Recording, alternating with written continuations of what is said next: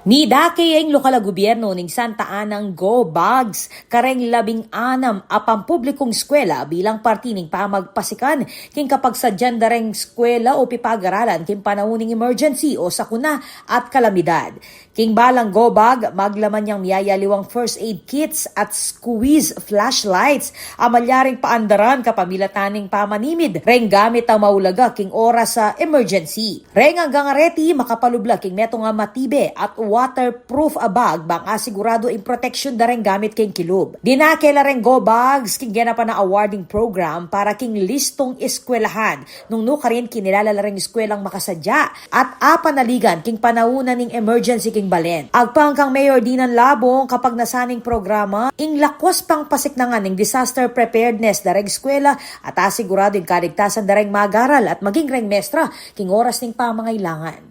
Ako po, Patricia Mamangon para king News Force Pampanga, balitang tutuking balen, susuyo.